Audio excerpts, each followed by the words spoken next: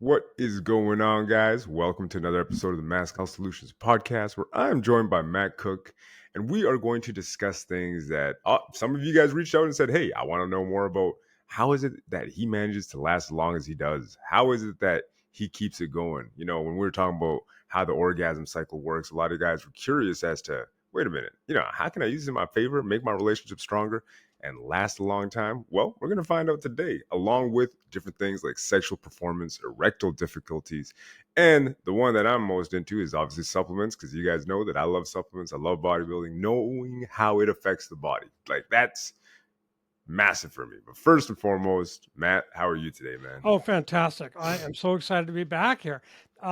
A lot of guys take testosterone and nandrolone, things like that, who work Yeah. out and do that stuff. Do you notice that in your gym? Oh, dude, like the guys that are taking basically the illegal stuff, like the test, the GH. Oh, I see it all the time. Yeah, like Mhm. all kinds of stuff. What's surprising about it is that they're not in terrible health. I mean, most of the guys cycle, so their Hmm. estrogen goes up for a while, then they go off of it, and then it comes down. I mean, it's not as bad as people think. We learn a lot from what bodybuilders are doing. Yeah. They're the guinea pigs for The us. guinea pigs. Yep. One of the things that I have found, and I've worked with so many guys who are what they call, low T hypogonadism is the medical term for it.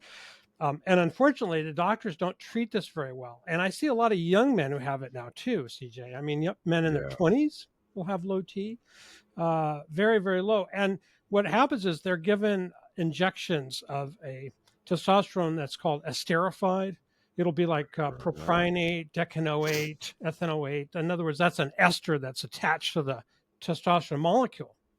And the reason is because that way it's not metabolized immediately by the liver, so it stays in your system for a while. So some of it stays in for a couple of weeks. Well, the doses they're giving people are very high. It's common for 150 or 200 milligrams a week, sometimes more. And you know how much the average really healthy young guy produces in a day? Like 3 or 4 milligrams. What? So, That's it over the whole day and night, 3 to 4 milligrams. So you're giving a guy 150 milligrams of this. So what's going to happen is a lot of it will turn into estrogen through the process mm, of aromatization. So that's where guys have sometimes worse problems when they supplement that way. So then they'll give them a pill, an aromatase inhibitor like letrozole, anastrozole, exemestane that will yeah. lower the. But then sometimes that causes body aches, joint pain. So it's kind of a mess because they're just treating it wrong in the first place. But I think having healthy testosterone levels is really critical, and I'm for supplementing for sure. I developed a way to do it with my guys that turns into be really, really simple. And so, of course, you're supposed to have a prescription. I can assume you're all legal. So you can get from your doctor, you get a prescription for that androgel. Yeah. It's either 25 or 50 milligrams per dose, and it's a good testosterone. What you can do is you can mix it with a little bit of vitamin E. Oh. Now, tocopherol, vitamin E is tocopherol. It comes in a liquid form, like Now brand has a good liquid form. Well, why do you do that? Here's why. Because when you put a little bit, like 3 or 4 milligrams of testosterone, and you mix it up from the androgel with a little bit of vitamin E, and you put it in your belly button. Now, the belly button is about 80 to 90% absorbed. If you What? just put it on your skin, 10%. Belly button, 80 to 90%. It's an incredible absorption vehicle. So you just have to kind of lay down and put a little bit of that in your belly button, and it gets absorbed. And you kind of wipe it around so it doesn't drip out. The vitamin E, what that does, and this was from a patent from Dr. Ray Peat, which was he's an amazing, he died a few years ago. He was incredible, incredible person, physiologist. What it does is it kind of makes the testosterone time release. So the vitamin E combines with the testosterone chemically with the steroid, because testosterone is a steroid, and it Hmm. then slowly infiltrates your body in like over a day. So it's like a way of making it time release.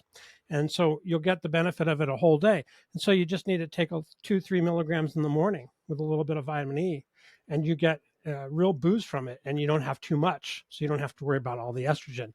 And it's more physiological because you're not getting like one big shot.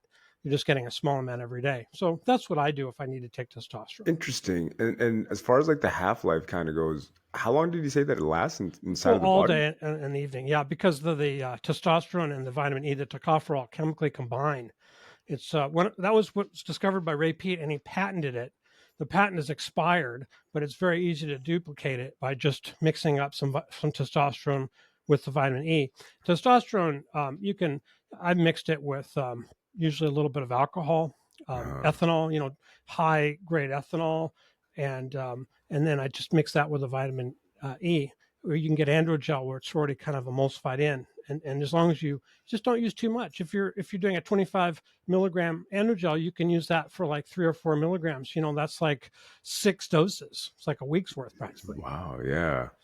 And when the patch generally comes in, what is it? You mentioned that it's a higher amount, or you're supposed to use the whole thing So what I'm doing is versus the androgel is just you're supposed to squirt it on your skin somewhere. So I okay. suggest combining it with a little vitamin E and measuring it. So if it's a 25, mix it with some vitamin E, use that for like a week. Oh, Put okay. it just drop the liquid with an eyedropper into your belly button when you're lying down. That's what I do. And then that way I'm getting the benefit of it all day and all night. I do it after I have a shower, so it doesn't That's just wash off. interesting. Yeah. Yeah, because I mean, versus from what I heard from other guys that do TRT, I guess they go for the injection. Like I think it's once a week or something. They'll go see Right. their doctor. He just gives them the Right. injection. It's just like a Right. massive boom, and then all of a Huge amount. sudden, it just kind of like starts to divvy out.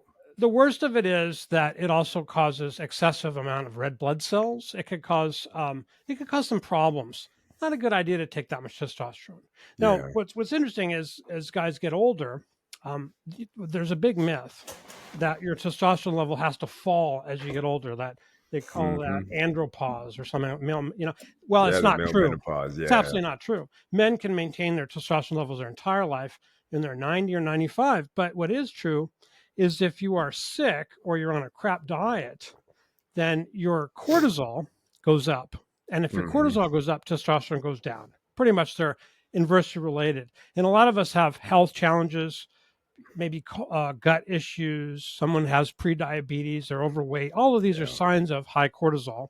Usually a pot belly or too much of a belly, you can't lose that fat. You have a hard time getting muscle. That is a typical constellation of symptoms of low testosterone, high cortisol. Hmm. And so I'm always looking at how to lower cortisol naturally. And for a lot of guys, that works just as well.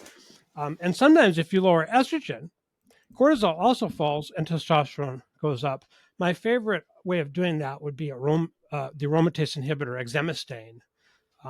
Now, you've heard of exemestane, right? It's one of No, these. never. So, exemestane is one of these aromatase inhibitors that would reduce your estrogen level in your body. Kind of like a post cycle therapy drug, I'm guessing.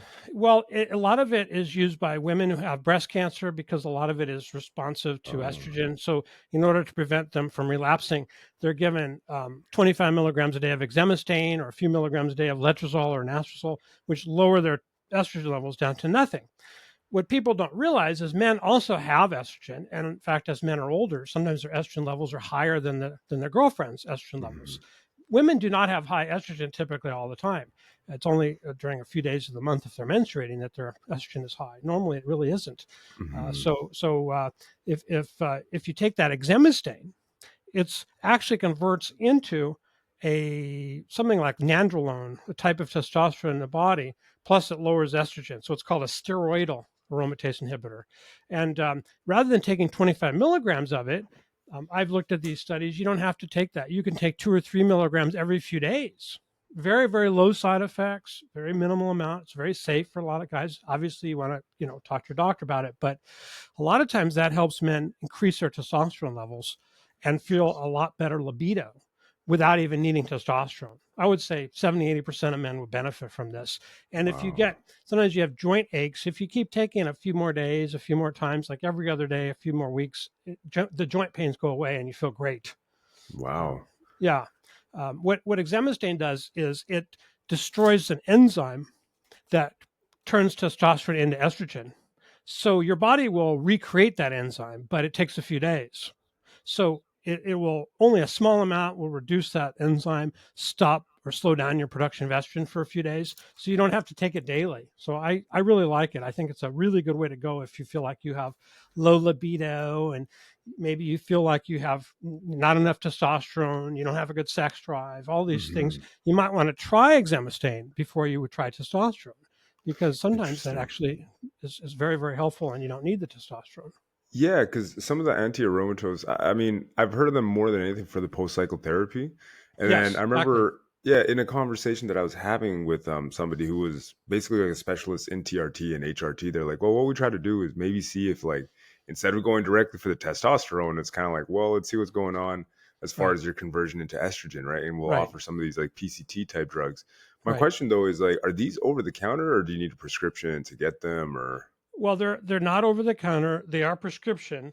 That doesn't mean that you need a prescription, but technically you're supposed to have one. Yeah, it's like you So can there's a find it couple of somewhere. ways of getting them if you're willing to take the chance and that interests you. And I'm not advocating anything illegal, but what you if you have a prescription, you're allowed to buy drugs offshore. You can buy drugs from Mhm. India or anywhere you want legally, and really they don't give you a hard time in the United States when you import medications. I've done it many times. I've only had it stopped by the customs once, and that was Wow. during the madness we had in 2020. And uh, Yeah, good I times. won't get into that, but but but yeah. So research chemicals is an easy one. I'm sure you've heard of them. A bunch of companies sell peptides, and they will Yeah, sell exemestane. They're perfectly good. A lot of them. I won't mention names, but I've ordered several, and they're fine. They're very good products. One of them has like they'll sell it as 30 milligrams of exemestane for 30 milliliters. So that a milliliter is about 20 drops. So it's right around 1 drop per milligram, roughly. So it's you get yeah, a few drops. That's all you need. Now that you can just swallow. You don't need to use the belly button method. It's because it's not really a steroid. Um, and a lot of guys find that that helps them in so many ways that they don't expect. Better energy, better interesting. motivation, better erections. A lot of things improve, and it does end up raising their testosterone levels 10 or 20%. Yeah, and you mentioned earlier too, like high cortisol being a contributing factor to kind of the pot belly. Can't put on muscle mass. He's kind of Right, stuck. right. What are other things that people can do to kind of bring down the cortisol? I mean, I know stress is the biggest one. Well, the Uh, one yeah, but you know what? I'll tell you something, man. It's stress is a big one, and we all live stressful, and it could be like from Wi-Fi radiation. It could be stress we don't see, right? mhm, Environmental challenges, mold that you might have in your room. There's a yeah, lot of sources of stress, but the biggest source of cortisol is going to be gut related because where gut gets kind of leaky, and we have all of these, 2-3 pounds of microbes in the gut, and they leak into our body, and that's where endotoxins come from. Endotoxins are mhm, like the end products of bacteria that have grown in the gut, and they're very dangerous. So even a trillionth of a gram can be hazardous. So our liver and our body has a lot of defenses against endotoxins. But and endotoxins, I'll tell you where you know you have them. You know how you get a flu, you get body aches, yeah, you feel achy? That are endotoxins. Actually, that's not from the flu virus, that's from endotoxins because the flu interesting, virus causes your gut to open up and be very leaky while you have the flu. And those endotoxins flow in your body, overwhelm your liver. And those are exactly the symptoms of endotoxemia, of high endotoxins. interesting, So, to a lesser degree, we're all having those, especially as we get older, because our gut is always going to be a bit leaky. We're always going to have a lot of those challenges. So, that's where this inflammation comes from, gut inflammation. So cortisol is probably the most important thing to lower cortisol would be in the diet, honestly. yeah, Now, a lot of guys I see, I don't know if you have had people on your show, but on diets, I'm really not a big fan of diets that cause high cortisol. So mhm, the best thing dietarily that lowers cortisol are going to be healthy forms of sugar and carbohydrates because carbohydrates lower cortisol. Um, interesting, and there's a process of lowering cortisol actually that you need to follow potentially because if you have a lot of meat, you're going to mhm, have a lot of acidification that goes in the body. It's very acid in your body. So yeah, there are some things you can take as supplements that kind of lower the load of acid because when your body is digesting and your kidneys are breaking down the proteins, they actually create cortisol. It's a process involving an enzyme called glutaminase in the kidneys. So cortisol is produced when you have a lot of meat, fish, things like that, even a lot of mhm, grains. But with grains, you get carbohydrates, which kind of help. But when you have a lot of protein, you can get a lot of cortisol from the process of breaking down the proteins. So I think it's a good idea to balance that out. And I personally think that a lower fat, high carb diet seems more favorable for interesting. most people. Yeah. Interesting, because I mean, for me, I mean, I'm kind of more. I eat a moderate amount of carbs, right? But not like a massive amount. I Hmm. kind of, tend to be more high on the meat side of things. But I do see that a lot of guys I do work with and I'm around, a lot of them are getting gout, right? But I also notice that it's kind of something based more off of like what race they belong to, because a lot of the Asian dudes I work with, like a lot of them have gout, right? And They've got, yeah, like yeah. I'd say like 60% of them, right? It's like he's calling Wow. in sick again. Oh, he can't walk. Yeah, he's got gout. Wow. Right. It tends to be Right. like a Korean dude, Filipino dude. I don't know. Like it's something in the diet where Right. it is very much like, and they'll tell me too, like, no more shellfish for me. And they love this stuff, right? Right. Pork is a big one. So it's Yeah. kind of interesting to see that you're right. Like it is a contributing factor because I looked into like how goat kind of works because I'm like, well, shit, I don't want it. That's right. Everybody around here's got it. Right. So I kind of found that you're right. It is a combination of like the foods that you do eat, and it kind of depends on who you are as well, right? So Oh, yeah. it's interesting because yeah, the dietary side of things is something sometimes we don't consider, and it's got massive ramifications. So one of the things that is everybody talks about zinc, but I took zinc on and off for many years. I've had a lot of guys, I've had like 80,000 people I've coached over the years. I've had a lot of guys that have used zinc who don't feel anything different.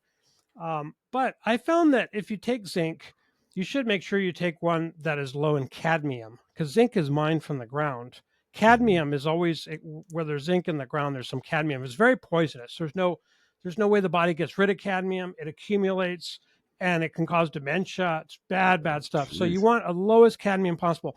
And they did a test and they got all the brands and they tested them.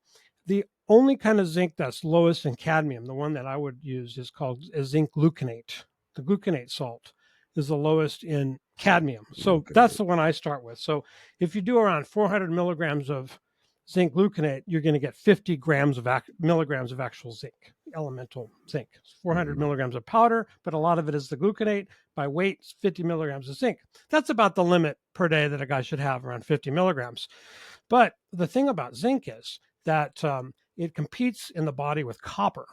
And copper is very helpful against too much iron. A lot of men have too much iron, and copper is low, and it's hard to test for these things. So I found that when I take 2 milligrams of copper and 50 milligrams of zinc, it's raised my libido. I had more ejaculatory fluid. I just feel more masculine. It just helps everything. And I never got those benefits when I did it before. I think adding the copper really helped. Interesting, yeah, because that's kind of like everybody's looking for that, Matt. Everyone Everybody wants a always, shortcut. Me too. That one's going to yeah. quick. It's going to work. Especially when it comes to like sperm loads, because I was even talking to a urologist about that, where everybody's kind of always asking that same question, like, "Hey, you know what? I'm getting older. It's like, the loads aren't the same." But it seems like, honestly, I kind of wrote that one down. I'm gonna give this one a shot because I think that it's interesting the fact that you've already conducted the experiments kind of leads me to believe, like, okay, well, I got to experiment a little bit more on myself too, right? So, Yeah, you should always do experiments and just, as long as it's not going to hurt you. If you took a lot of zinc and you didn't take copper, you would eventually get a copper deficiency. It's not yeah, something that you want to have happen because it's not that easy to fix a copper deficiency. So I just take it as I go along. And some people say you should take the copper in the morning and the zinc in the afternoon. And by the way, it's 2 milligrams of elemental copper, 50 milligrams of elemental zinc. So that's yeah, a I ratio. wrote that But I down. don't take it I take it at the same time because I just want my body, it knows what to do. It'll fight it out with those receptors. It Yeah, wants copper today, it wants zinc tomorrow. I'll let it to my body decide. If you don't have a high ejaculatory load, it could be from a variety of things. Now, you have a group of people that would want to be yes, getting a woman pregnant and raise a family, right? Some of yep. them? Okay. Some of them, yeah, yeah. Some guys I talk to, yeah. Yeah, well, it's interesting because the thing that helps the most a lot of times, for example, we had trouble with my wife getting pregnant way back when, and they always assumed it was the woman, and nobody looked at me, and we did ultimately have children and everything, but a lot of times it's actually the sperm that are at fault. And now they're doing more testing of the man's contribution of the process. They go, Hmm. your sperm are not really that great. They're not really lively. Those little guys are not swimming around that fast. So um, what what really helped in this study was about you're going to flip out when you hear it 8 or 10 ounces of sugar every day for a few weeks. Like Completely refined restored. white We sugar? completely restored these men's sperm motility and health and everything. What? Sugar, yeah, not it didn't take long. So that's a very easy thing to do. Yeah. Very easy thing to do. Just load up your coffee with sugar and a few things, and have to eat more fruit, eat juice, but just sugar. That was it. And it was a very good study. But as far as guys that don't have much ejaculatory fluid when they come, what I've found over the years works well for guys if they're reasonably healthy is vitamin C and aged garlic powder. Vitamin So C aged and garlic powder, aged garlic you can powder. buy it. It doesn't have too much of a garlicky odor. If you eat it, you don't smell like garlic, and it's the same as garlic powder, but they have like extracts and stuff in capsules. And vitamin C, 3-4 grams a day, and that over a few months, that seemed to have restored men's ejaculatory load very, very well and very, very safely. Um, Interesting. yeah, there's other things that people said like celery seed, and they say increased Hmm. nitric oxide, L-arginine, L-citrulline. I'm not a fan of those. I don't think they're that safe, so I don't recommend them. But I found that the garlic powder, aged garlic powder, and vitamin C really helps men get a much better load if they've had, if their health is reasonably good. Interesting. And I guess like the other factors that kind of play into it too is like being properly hydrated and just making sure you're kind of well balanced as well, right? Oh yeah, one of the best things that I think that I could tell people about general overall health like that is more potassium in a diet. Every study shows people with more potassium live longer, healthier, blood pressure's lower, testosterone's higher. The best form of potassium, the easiest one, is the coconut water. You could buy a liter of Interesting. coconut water, $3-4, and it has a lot of potassium. A liter will have like 2 to 3 grams of potassium. Very easy to absorb. It doesn't taste terrible. I usually mix mine with a little juice in a glass because Mhm. I don't really like just plain coconut water, but a little tiny bit of juice gives it a flavor. So I think that's very helpful for so many things: blood pressure, semen parameters, everything. I think, and increasing your potassium that way is probably one of the best things that you can do. And yet nobody ever talks about potassium. Interesting. And now that we're talking about potassium, because usually I heard about bananas and obviously you're talking about coconut water and stuff too. What are some other good sources for potassium? Every real food has a lot of potassium. Meat, fish, vegetables, fruit, they all have a lot of potassium. The trouble is that we're just eating a lot of foods that are processed. They don't Yeah. have a lot of potassium. They have a lot of sodium, basically. Yep. So, and I know it tastes good, and I'll eat a processed thing now and then myself. But I think having a lot of potassium, in addition, is helpful. So that's why I like the coconut water. I've Mhm. also been experimenting with potassium citrate, where I take the lemon juice, I use it from a bottle, and I mix it with some potassium bicarbonate powder, which Yeah. makes potassium citrate, and I fill it up with water, with distilled water, and that gives you a lot of potassium, and it also increases a health parameter called zeta potential. Zeta potential is something that people are going to be talking about more and more. Have you heard of zeta No, no, potential? no. Dive into it. I've never heard of So this. it's very simple. It's the ability of your cells to repel each other. Either they clump together or they are repelled and they move apart from each other. And unfortunately, when they clump together, where they used to call it sledging, like sledge blood. Now we call it thrombus, we call it clotting. We have a lot of words for it. But a lot of people have their blood clumps together because they have a low zeta factor and they have low potassium in their diet. And this causes damage to the vessels. It'll cause ED because they're very delicate blood vessels in the penis. It'll cause pancreatic issues. It can contribute to type 2 diabetes, heart attacks, and stroke, and all of that. And the solution is, and I just mix a little bit of the potassium bicarbonate and with some of the lemon juice that I get in a bottle. I fill up a beaker with it and I drink it all day. And that gives me basically a good way to lower cortisol and also get a lot more potassium in my diet because I may not have enough fruits and vegetables that day. And this way I know I have Mhm. enough. Interesting. Well, I mean, it's a great way to go about it. Well, yeah, zeta potential was studied because originally this brilliant scientist named Thomas Riddick figured out, he studied of all things sewer science, wastewater processing. And with wastewater, they have these filters like screens, and they want Mhm. all the matter to clump together so that it can be caught up by the screens, and only the fresh water can go through. So they give it these things to lower the zeta factor so that all of it clumps together. In the body, when we have low zeta factor, which most of us do, our blood clumps together. That's very, very dangerous. And it does it especially at night, which is when the majority of heart attacks and strokes happen when we're sleeping and we're not Mhm. drinking. We get dehydrated. So I really think it's a great approach to even just drinking coconut water every day is a good start. Wow. And I mean, it's always fascinating for me, anyways, to hear about like the origin stories of this. It's kind of like a guy that's working something that seems like it's completely unrelated, but it's like, hey, the body works the same way. It was It's like, exactly the same way. It's true. Yeah, and then there was a chiropractor, McDaniel, who had a heart arrhythmia, and he read about Riddick's work, and he put together some of this, basically like coconut water was, and his arrhythmia disappeared, and he lived to 105. And there's some wow, videos of him, and he's like, it was 95, and the guy is like 70 or 65. The way he talks, the way he looks, it's absolutely incredible.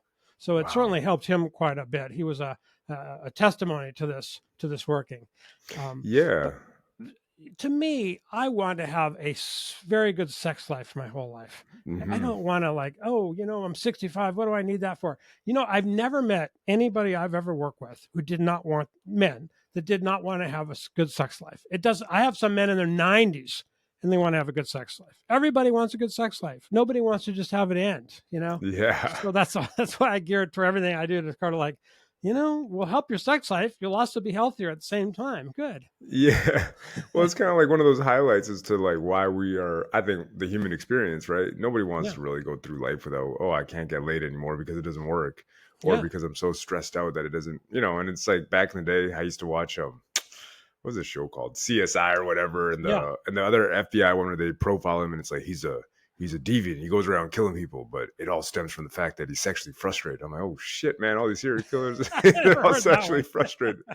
And I was like, that's kind of what got me into like, okay, learning about psychology and why, Really? they kind of look into that. I'm just like, oh, that's kind of weird. I'm like, because they'd find out that some of these guys were impotent, and because of that, they go around Yeah. killing women. I'm like, well, Yeah. that's kind of weird. It's kind of like this weird psychological connection that these killers would make. It's almost like I now have dominance that I can't get in the bedroom, so I'm just gonna kill you. Like Well, that's messed up. I mean, one thing that has really changed, a lot of things have changed with porn. Right around the 2000 or so is when high speed video porn became a really big thing. Yeah, Before that, it wasn't as, it became very damaging. And then we started having these guys who just were coming to us and saying, "Oh, I've got ED, I can't have any erections," yeah, and they're 20 years old. And it's very common. And now, a lot of them now know that it's porn related and they try to get over it. But I would say a lot of them are making a big mistake. hmm, And I know this is a hard one, but I'll tell you what a mistake they're making. Any guy with ED, if he's going to be fixing himself, he's got to get into a relationship where he has cuddling and sexual contact and has somebody can look in their eyes and hold hands and be naked together, because that is what speeds the healing of the brain, the wiring of the brain back to ordinary, sexual stimuli. Because yeah, someone who's really into porn, they're circuits, the reward circuits are like a sponge that's full of water. They're saturated with dopamine, and nothing means yeah, anything. Nothing makes them feel better. Nothing is interesting anymore. It's all boring. hmm, And they have to reboot, which is, what they call it, where they go on a diet of no porn, no fantasy, no masturbation. The trouble is that just doesn't work for most people, because they have to get into the dating. They have to start meeting women, and they go, Matt, I can't meet women. I don't want to be in a position of being in the bedroom and I can't get an erection or whatever. I understand it, but that's what you need to do. You need to have courage. You need to start dating, and then you can share your story with the woman. I've had many people who've done that, and they have great relationships. And women yeah, are used to men now with ED, and they're okay if you just talk about it and you say, "Yeah, I'm working on fixing it." And by the way, you can have sex without an erection completely fine. So I teach it in this thing we call intercourse anytime. And because I'll have ED sometimes, I take all kinds of things. I took this. It doesn't affect people this way, but I took like 3 grams of reishi and turkey tail mushrooms for a while. I was testing something, and it was interesting. estrogenic, and I just couldn't get an erection for like 4 days.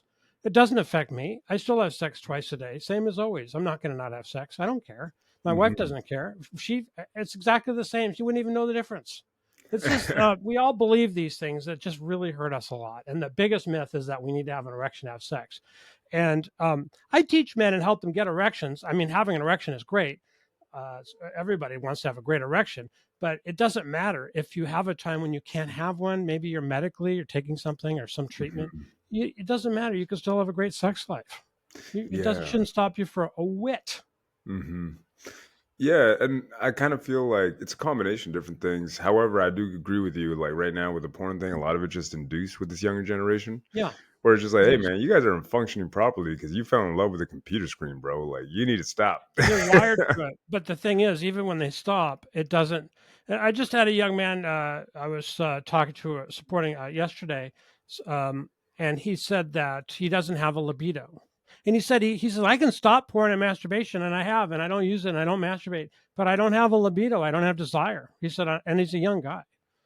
That's weird. How would you go about then kind of like restoring that libido? Because I mean, that's abnormal in my opinion, right? But how would you go about kind of working with that young man and being like, all right, you know what? Let's look into what's going on mentally. Let's look at what's going on Yeah. physiologically. Like, what would that Yeah, kind of yeah, look like? right, right. So he has a few things that are, something that to be aware of. He has an IBS, for example, irritable bowel Hmm. syndrome, and that means there's a lot of endotoxin load in the body, which means there's high cortisol that could challenge his testosterone levels. But really, his issue is he has to wire his brain to being with a sexual partner, not with a Uh, computer. You can get rid of the computer part, but your libido only comes back when you're with somebody and you're having sex with them, and you can have sex, like I said, it doesn't matter. You don't need yeah. an erection. You have to be willing to do that, and then you get better really, really fast.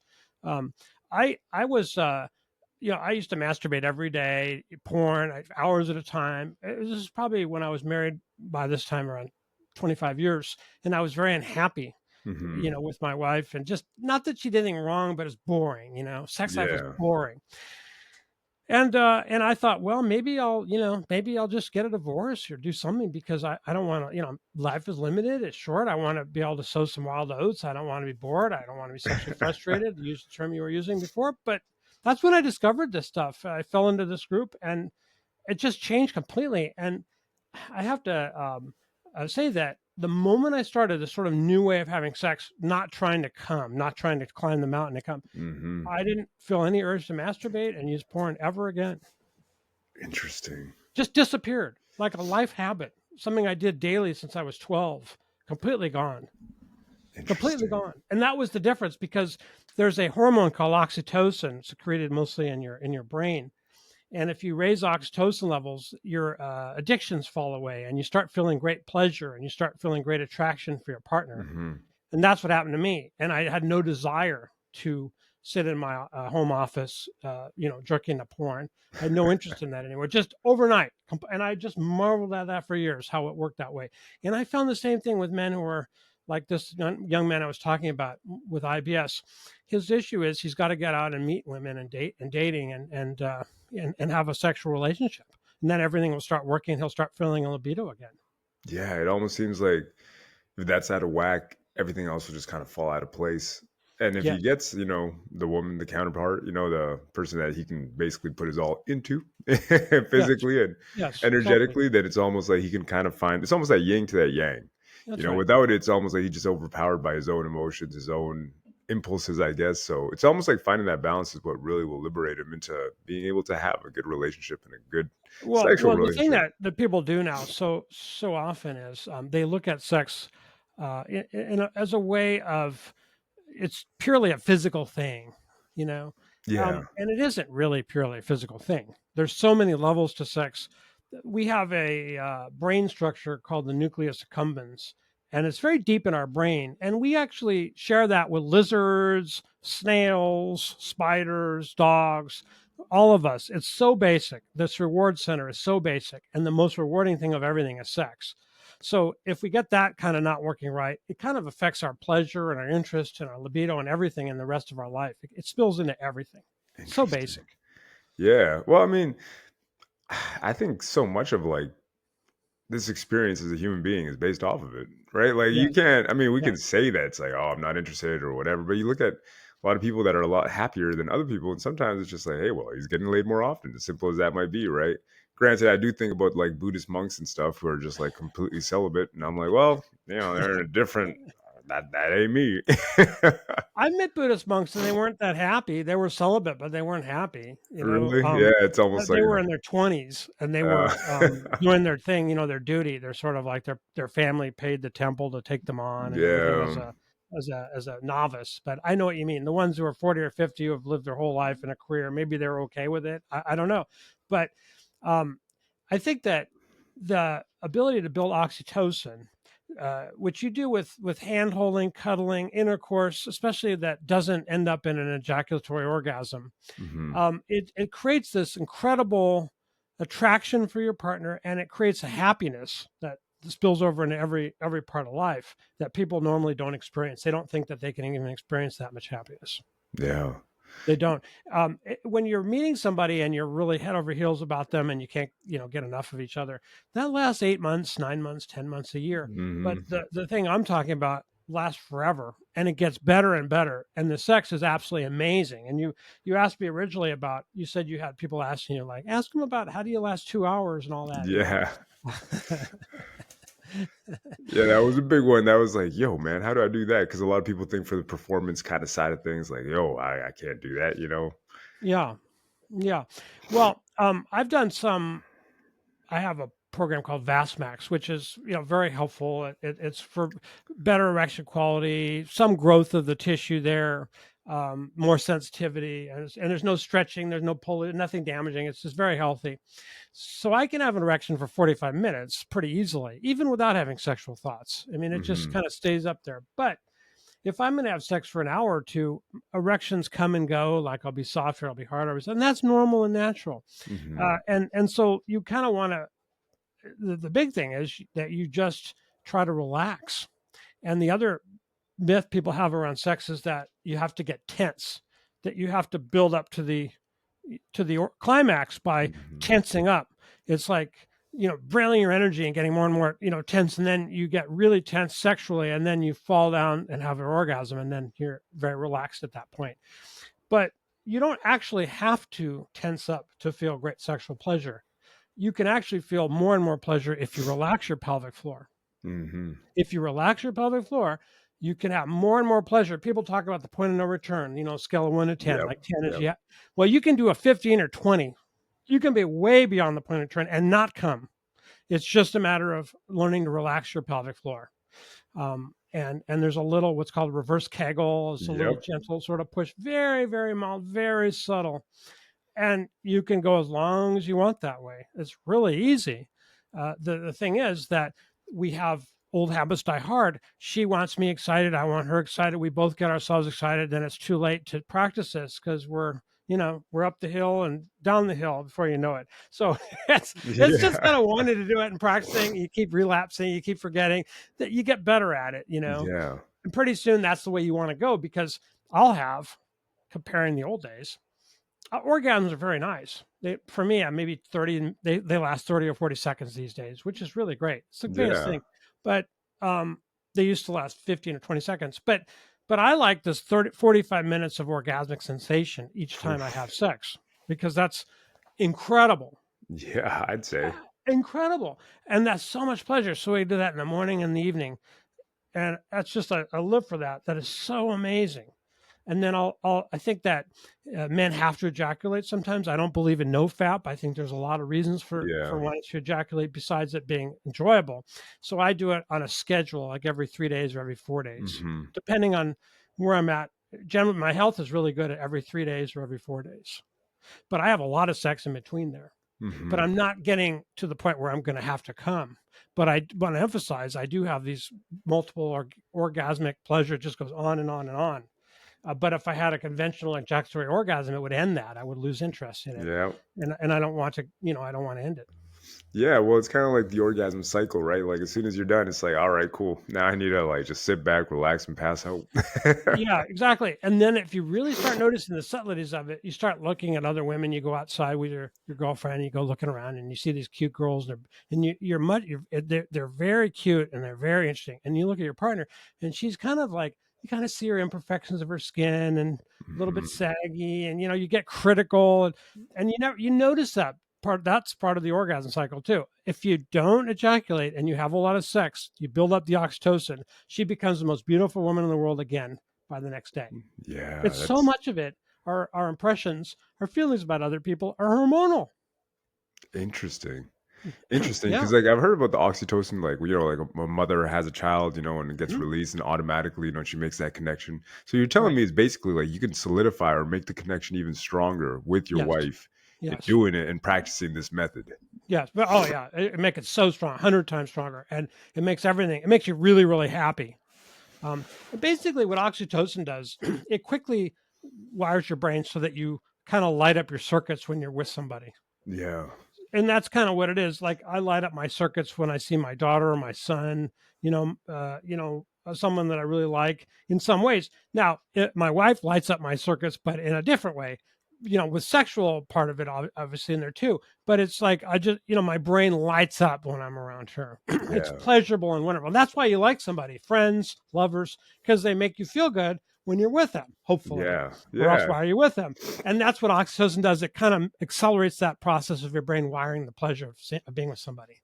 Yeah, and that's kind of, I mean, one of the big secrets to like a relationship or a long-lasting relationship for that matter is to deepen the connection, right? I didn't know there was like a Oh, it's physiological key. hack though, because It this is is totally exactly all it is this hack, and then you have it, and you just can't even believe how good it gets. And then now it takes a few months because you have the habit. I had the habit of doing sex. I'm going to try to come, and she wants to come, and and by the way, I never tell anyone what to do. I have in the bedroom when I have done it, it hasn't worked out well. I'm not talking about just domination games. I'm talking about, oh yeah, don't come this time. She doesn't like to hear that. So you have to kind of be able to go on your own here. So I just Yeah, said, I'm not going to come this time. And then what I found, and this is true of many, many women, most women, is that they're used to their own orgasmic experiences being so dictated by the guy's, dick, basically, basically, that yeah. they never had the space to explore. Now, when they have a guy that can continue and not just grind away, but have this great pleasure, and it kind of comes across,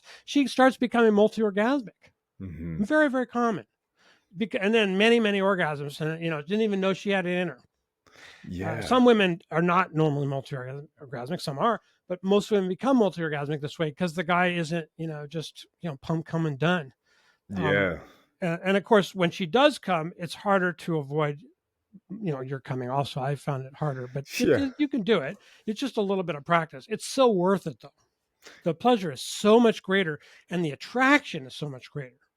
Yeah. And you have the relationship that everybody dreams of having, but very few people have. That's what I want to tell you, man. I just want to say that, CJ, the one thing for you and your audience, that you are capable of such enormous love, such an enormous connection, so much pleasure and love with someone else you can't even imagine. That's what lays behind what I'm saying. It's just that simple. It's just so great. And that's the selling point to the whole thing, really. It makes your life so much better. Yeah. Well, I mean, to your point again, this is almost like one of the root causes that leads to everything else being better. It's kind of like when you mentioned the cycle last time about how it almost like, oh, Yeah. it works against you, whereas this just kind of helps to solidify things. Yeah, this works for you. Yeah, the orgasm cycle works against you, and you're able to pick it up when you get off of the bus, and you start seeing it more clearly. I totally see it so clear to me. It's so clear how I feel about my wife, how those feelings change depending on how long it's been after an ejaculation. There's things you can do to hack that, like zinc is helpful. It's Yeah. not as big of a disruption as it used to be, but people are not aware of this, and they're not aware of the fact that their relationship is sometimes falling apart because of the way they're having sex. Yeah. Well, I mean, one of the most disrespectful things that I think is like, one pump chump, he kind of rolls up, he gets in, he's Mhm. out, and he's like, all right, cool. Well, I guess I'll see you later. And a lot of times people talk about how, like, in the old school side of things, that's kind of the way it was, right? It's kind of like, Mhm. oh, well, Mhm. they don't even have orgasms. Like, I remember reading about how they'd have to go to the Yeah. doctor and see the doctor Yeah. who would, like, be like, hey, here's the vibrator. I'm going to make you It's come still now. true. There are Yeah. women that today, they're young women that don't have orgasms too sometimes. Yeah. The thing is, like, entering slowly is really important. Um, Young women will lubricate well if they're turned on, Hmm. and maybe if you've given her oral, of course, it helps a lot. But uh, entering slowly, I think, is real key. Doing it all very slowly is very helpful. At the Yeah. beginning, you don't feel very much because you're used to being rough and fast. Women are used to rough and fast too, so they don't feel very much. It's kind of like the women, like you said, vibrators. They get like hooked on the vibrator, and then a guy's penis doesn't do it for them. Hmm. It takes a few months of doing it slowly, and you start feeling more and more sensation. It starts coming to a point where it's much better than it was before. So Yeah. that's one of the best things to do is just start out by just going and strive for the length of time of having intercourse rather than an orgasm. We try to do 30 or 45 minutes. It's a lot better than 10 minutes. Yeah. It's just, and when are you done? We're done when, usually she's the one that wants to move on with her day. I would continue forever, but she wants to move on with her day. That's easy enough, and I'm ready because I didn't come. I'm ready to do it again. And I feel Exactly. really real happy and upbeat, and like, she's the most amazing woman in the world. And, that's how I go through my day. It's fantastic. Well, That's why, I was gonna ask you yeah. too, like in the second round, because the one thing, like, I did try it the other day, and I'm like, I Mhm. was successful. But Good then, for like, you. round two comes up, and it's just like, okay, like, pretty much good to go right from the get go. Right. Right? Yeah. I almost feel like that pressure build up. How do you go about kind of making sure that you can stay even keel? I guess when you're going again. And let's say you didn't come the first time, you didn't have that, and then the next time that you're in, you're just like, oh my gosh, like you just feel like a pressure cooker that's about to blow up. Yeah, How do you you go have to about? do as the pelvic floor method. I call it root focus because the root of the penis is in the body in your area, kind of where your testicles are and your scrotum in that area. You just have to relax that area and put your focus on that area mentally. You Mhm. can do that practice all day, every day, as much as you can. It's just putting your focus. It's not like a muscle is moving. It's not a muscular thing. It's more of a focus thing. And Yeah. but when you focus on that area, even with a part of your mind, then you don't feel the tensing up and that you just have to come. That's the Yeah. secret to it. And the next thing, which gets really good, is you start being able to do root focus with like part of your mind, and part of it, you start feeling this pleasure in your whole body. And that's how you have, I call it pleasure centering, when you have this full body orgasmic sensation that can, go on for the entire time that you're doing it. Women have exactly the same thing. I have been working a long time with Heather Holman, who I've only met her once. We've worked together for many, many years. She's married happily, and I'm married happily, and we've done these webinars and things. And she said exactly the same thing for her. It works exactly the same way as a woman, for exactly the same. Interesting. Yeah. So you have this whole body pleasure sensation, and what happens is the sexual energy, starts moving through your whole body rather than just staying in your genital area, where you're going to have to let off that tension. You probably have heard of Montauk Chia, You or mind maybe read some of his Yeah, I was books, gonna right? He say. talks about the microcosmic orbit, and I'll do that sometimes. That's one of the methods I have. Things are getting a little heated.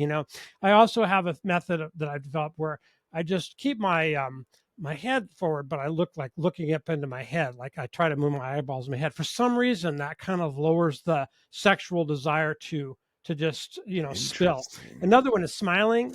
It's the first thing I smile. I don't know why. It just kind of decelerates things a little bit. Stopping obviously is Yeah. inside, or not withdrawing, but just stopping. Those are the things that I do when things are getting a little heated, and just wanting to get good at that. After a while, and not worrying about it if you screw up. Haha. It's just that you get better, and pretty soon, you don't come that much if you don't want to. Um, Yeah. I mean, the one massive takeaway that, well, number one, the awareness factor. Like, I did realize that because, I mean, there was a time where I tried Kegels and it just kind of made everything super tense. And I was right, like, but that being said, I was just right, doing normal Kegels and I wasn't really focusing on the right. reverse Kegels. And I know that my Yeah, pelvic floor was completely out of balance, right? Whereas yeah, now you had exactly right. mentioned, Exactly. you had mentioned the reverse one. So I started doing that again and I was like, okay, wow, like this really, like, after I don't know about probably 2 weeks doing it consistently, and I remember it's getting late, and I was just like, oh wow, this feels completely different now. It almost feels like the pelvic floor is relaxed. It Yeah, feels like I could just kind of swim in here all day. exactly. It's Oh like yeah, it's it's a completely phenomenal to different have that. sensation. Yeah. Phenomenal. Now, there's also positions. I have done one that is called the scissors, where you're kind of on your side. She's kind of on her back, and the man's on her side. And he's got his penis in and through her leg over his knee. It's a little hard to explain, but what's kind of interesting about that is it's very relaxing. You could fall asleep that way if you wanted to. And I've had these really amazing orgasmic, just I don't know, almost like trips without taking anything. Like just they call that a valley orgasm. It's not the normal kind of orgasm. It's like when you're super relaxed, it just sort of takes over. Some of the most phenomenal times when I'm most relaxed having sex, what I'm trying to say. Yeah. Um, but yeah, that's the thing. You do the root focus, and you bring up the energy into your whole body, and then you don't feel it just in your penis and your balls. Because Yeah. if you do, you're going to come because it's just too much tension otherwise. Interesting. So it's almost like relieving that tension from that one specific area and getting the whole body involved Bring in it into the whole something. body. Yeah. And if I'm I mean, I don't do a lot of novel things. I find the desire for novelty completely evaporated. All I want to do is have intercourse. And if I'm on top, I always experience my energy going into her from my penis and then coming out of her breast and entering my chest. And I feel this whole energy of circulation Interesting. that the tantric people talk about. It's like seems Yeah. very real, and it's like this energy moving around, and that's where I don't really need to come because it's not focused on my penis and my testicles. It's my whole body. It's fantastic, really. It's a real thing. It feels totally real to me, and it just makes my whole body feel that kind of pleasure, not just my that area. Interesting. And are there any books or references that you've come across that really helped you kind of like expose some of these concepts better to you? I've read all of them, every single one. I've read so many of them over the years, and I wrote a book that I make available to your audience for free called Masculine Maximizer. Yes, And that's if you right. just go to dailymedicaldiscoveries.com, I will make sure join my email list. I'll get you a copy of it. It's just going. We're still haven't submitted it to Amazon yet, but it's a great. We put the photos in. It's all ready. The cover. And that's exactly what it's about. It's about exactly how to do this, but it's also about using, because you're going to find your sex drive really gets much, much bigger. Your libido Yeah. increases. Well, you've kind of already seen a little bit of that, it sounds like. Yeah. Well, it turns out that kind of helps you with material gain, with more wealth, with more success with women. If you want more women, it helps you in so many ways. So, Masculine Maximizer is really about how to not just practice what I call nirvana sex, but to use your libido and build it up and get everything you want in life. Because I feel like it's the prime driver for men. It's the Yeah. prime determinant of success for men is their sex drive. 100%. And it's kind of like the sexual transmutation piece. It's like, I mean, I don't think it's a direct correlation necessarily to like, oh, you're only gonna be successful if you're a highly sex male. However, it is one of those Right. things that people do talk about, like some of the most powerful dudes, some of the greatest CEOs, all that. Seems Right. to be a commonality. It's almost like that drive has to be there and kicked into the next I think gear. so. I think so. I really think that you're right. And that's why we don't have that many women CEOs. We don't have that many women entrepreneurs. There are some, okay? There are some, Hmm. but not that many. I think testosterone and a higher libido really helps men accomplish entrepreneurship or, let's say, running a company and having a Yeah. lot of people reporting to you. And when women do this, I think their testosterone levels probably rise and they become more masculinized because I just think that's one of the qualities needed to direct people. Yeah. Yeah, it's almost like a necessity. It's almost like what I feel like is that it's Yeah. almost like you're kicking it old school. You're on the hunt. You're almost like the predator again, going out for his prey. Right? Oh Obviously, yeah. not as savage as that You know because we're what? It feels not. fantastic. It really Yeah, does. It feels fantastic. And nowadays, so many younger men have very low sex drives. yeah, I find them effeminate.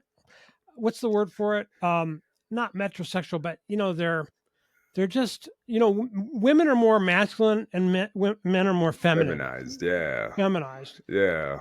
And I just find it just makes it much easier for guys who kind of get this because there's very little competition. Yeah, that's I was telling my son that too. I'm like, listen, man, like right now, yeah, your society's a little bit off from my perspective. However, I'm like, dude, you could be the cream of the crop without really trying too hard because Yeah, it's like yeah, it's yeah. difficult to go out there and be like, all right, cool, like where all the guys at? Yeah, I'll tell you, if I had kids again, my kids are adults and I love them, but if I had children now, I would be so careful about their internet time. I wouldn't. yeah, I would have all the parental controls on the router and on the cable company, I everybody, and I'd be so careful so they don't get all messed up. And yeah. they wouldn't be on their iPads for hours a day either. Yeah, I mean, for the way I kind of see it, it's like as long as I got access to everything, I'm cool. I'm like, all right, you're watching this, you're watching that, but nope, that one's weird. Yeah, I mean, you have to supervise and know what they're doing. And I mean, I didn't get any. We didn't have an internet, but I got into porn at a very early age, and it was basically very destructive to me. Very Yeah, destructive. I had ED for a long time because of it. I mean, way before anybody else did. no, So it kind of like nobody was bothering, whatever I did. Nobody really cared or thought anything about it. So I would be very careful, and I certainly was careful when I was raising our children because there's yeah, so much toxic definitely. stuff out there. Yeah, man. I mean, Penthouse was the first one I found, and we had it in the wall.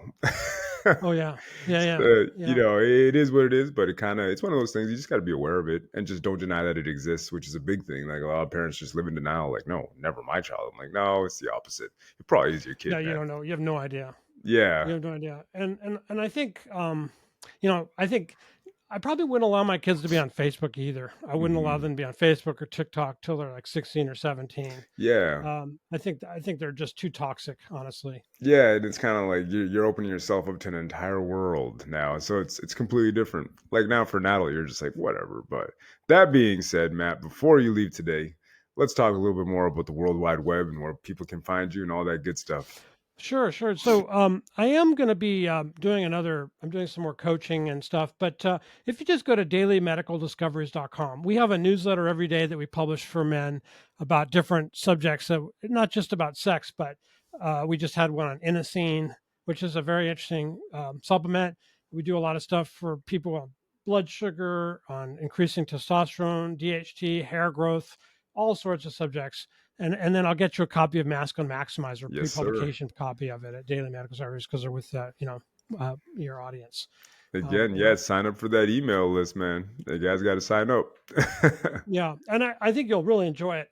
I also hire a doctor, works for me full time. He's a board certified neurologist, Dr. McGill. He's Wow. wonderful, and we do research from him too, and the newsletters come out, and he's got a little different perspective, but we pretty much agree on most things.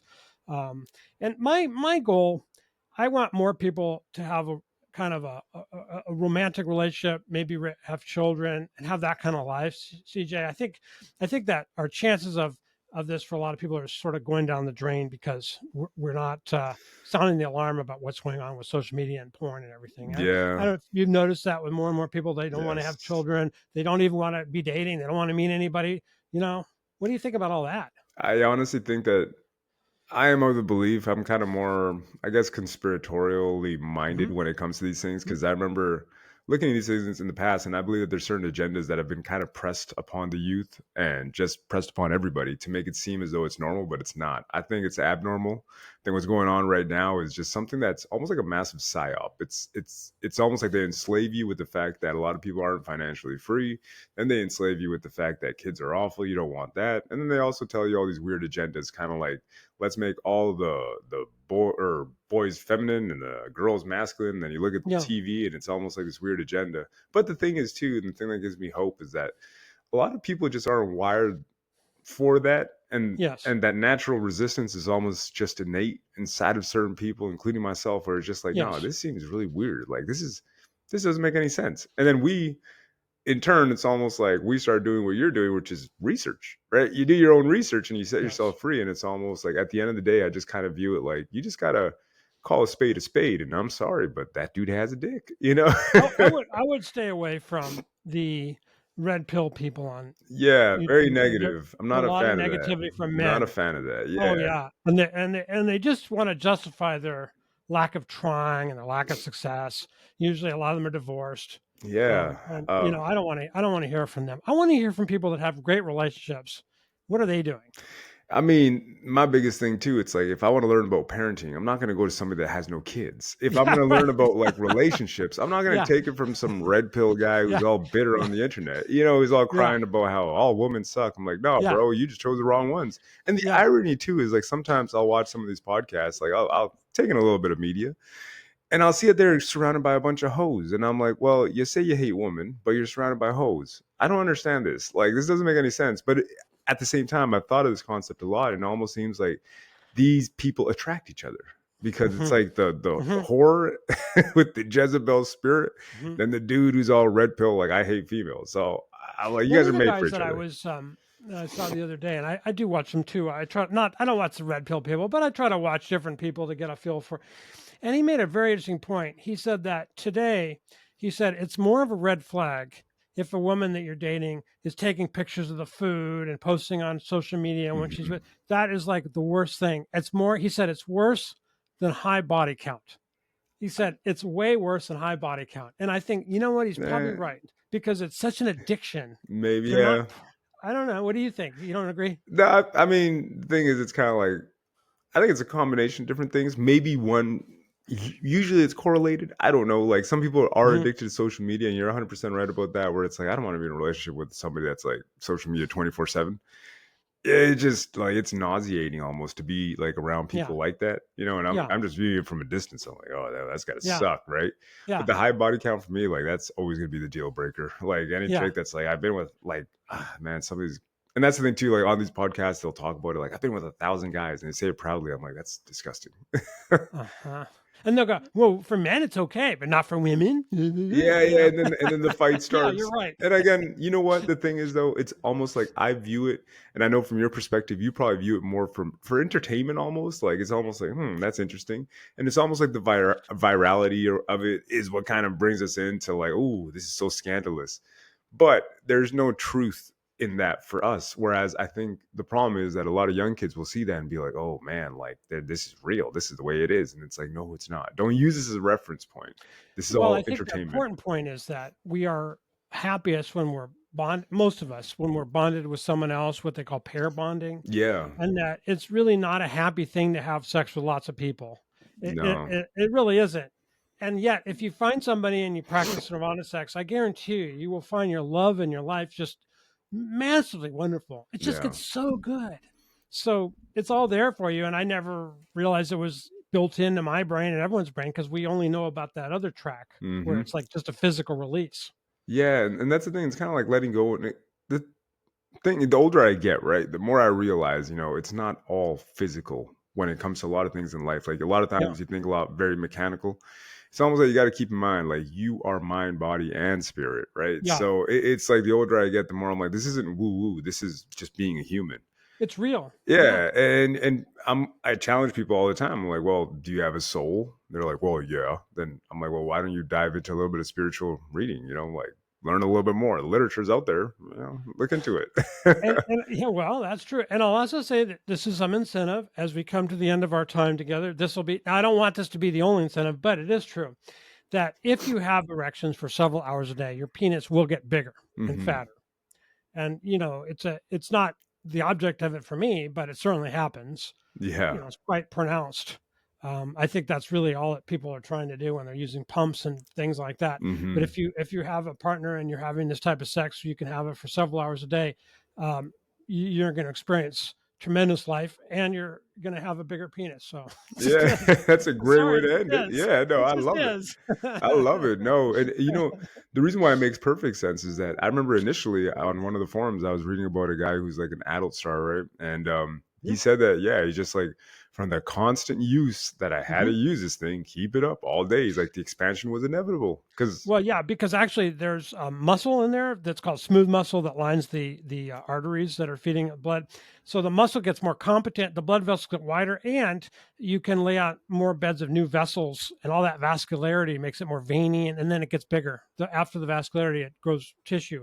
It's nobody talks about that. It's an absolute fact. yeah, and it makes perfect sense too. It's like the more I use my biceps at the vein, the bigger vascular, Exactly the same the thing. more Yeah. dense they become, right? Right. So, Now, if you want, it won't happen that way if you're older, you're on medications, and mhm. you're not healthy. But this method works beautifully for anybody of any age, and it'll help you become more healthy in any event. And I have a lot of guys with diabetes and heart disease, Yeah. and they end up being a lot better after this. They become so much better that it's not uncommon for people to be able to work with their doctor, and over a year, they don't even need any of their medications anymore. I mean, everything just changes. Which is awesome. I mean, hey, Yeah. optimal health is the way we want to do it. Masculine Maximizer.